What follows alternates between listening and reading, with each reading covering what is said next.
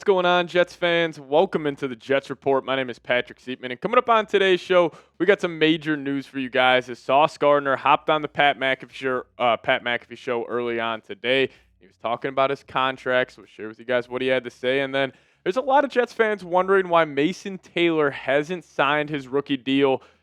It makes a lot of sense. No need to panic. So we'll dive into that in the second half of today's show. But before we do so, if you guys could hit that subscribe button today.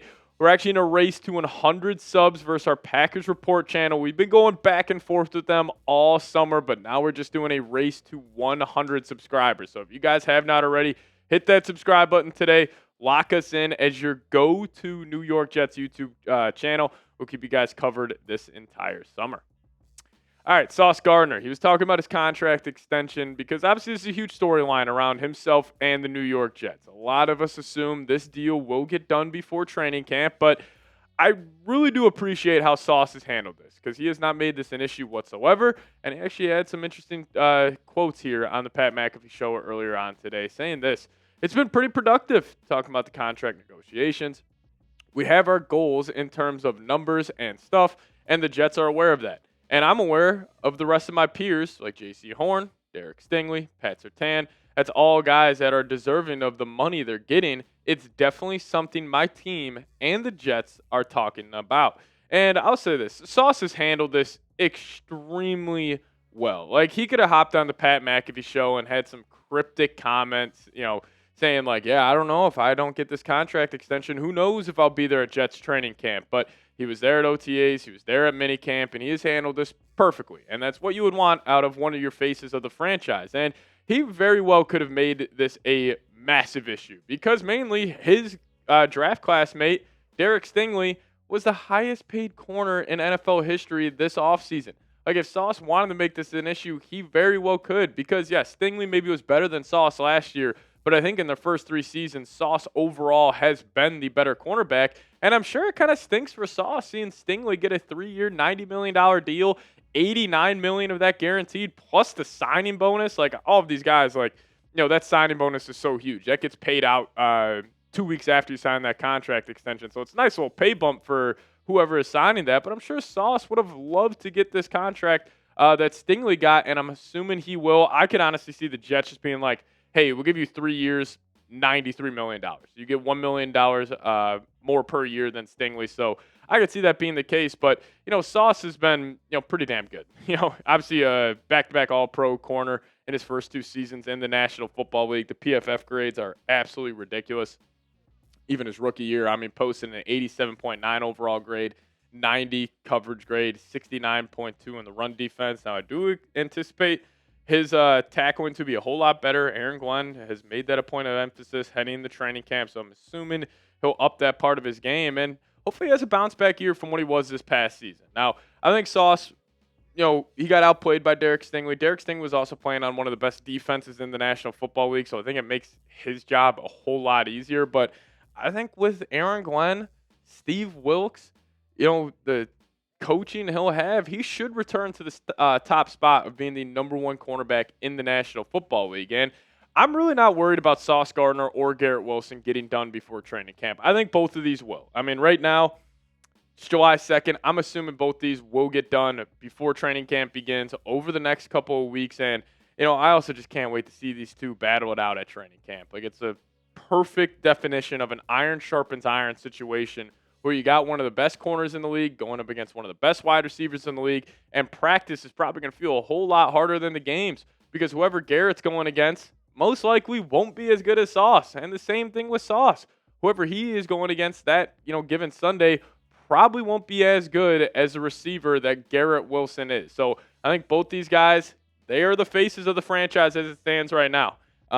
It's those two, Quinnen Williams, and they have handled it very, very well. Like, they could have made this an issue. They could have not shown up, but they have some belief in Aaron Glenn.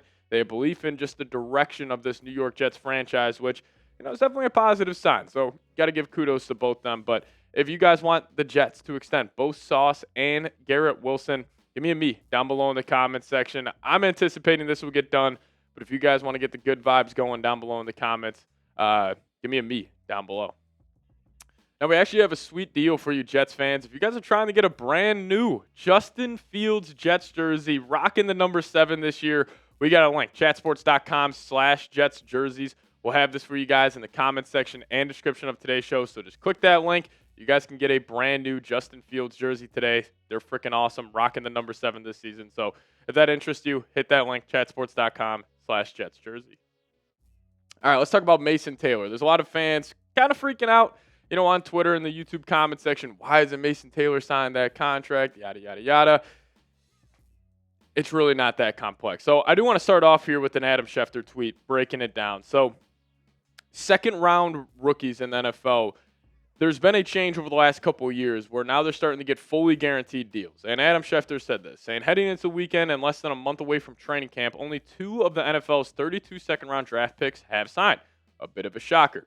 Deals are stalled over whether or not contracts will be fully guaranteed, and there's only 2 second-round picks who are now signed. And listen, the sticking point here is the guaranteed money. And a lot of these guys, it used to be a situation where you'd for sure get the first 2 years guaranteed, but then the next 2 years would not be fully guaranteed. So I'm sure Mason Taylor in the Jets front office, that's the sticking point here, where Mason Taylor and his camp are saying, hey, those 2 guys, they got their deals fully guaranteed. Why can't I get mine as well? If I'm the Jets, I understand, it's a rookie, unproven commodity, maybe not wanting to give him that fully guaranteed deal. I just think you have to get it done. And I really don't have any concerns about this. Like, when July 19th rolls around and rookies are reporting for training camp, if he's not signed by then I would be a little nervous. However, as it stands right now, really no concern here. You guys shouldn't as well. And I also don't think Mason Taylor is a guy where he's going to make this a huge deal and he's going to be like holding out of training camp. Like, no matter what happens, he'll be there. He was at minicamp, rookie minicamp, OTAs, so really no concerns there. But I do want to talk to you guys about like best and worst case scenario with Mason Taylor here during his rookie season. I think best case scenario, I think it's top 10 tight end in the National Football League. Like, when we look up, he'll be top 10 in receptions. He'll be top 10 in yards. Jets clearly have a need at that second receiving weapon on this offense. Like, you kind of have it by committee in the wide receiver room with Tyler Johnson, Josh Reynolds, Arian Smith, and Corley. But Mason Taylor, he should be playing, 90% of offensive snaps this year. So I think the best case scenario, he's a top 10 tight end in the NFL. And then worst case scenario, let's call it like it is. He looks bad. He doesn't look like an NFL caliber tight end, which I don't think will be the case. And then the Jets are probably drafting a tight end next season. Like, that room is incredibly thin. Yes, you got Jeremy Rucker. You got Stone Smart behind him, but they're really banking on Mason Taylor being that franchise tight end for the next 10 seasons. So I think he's more likely to have the best case scenario than the worst case scenario. He looked great during OTAs and minicamp and just a weapon in the passing game. And he should improve as a blocker. That was definitely a concern for him coming out of college. But again, I just got no concerns over Mason Taylor. I think this is going to be a home run pick. I think he should have been a first-round pick in the NFL draft. So, no real concerns about Mason Taylor. But if you guys want to show him some love on today's show, type those 85s down below in the comments section.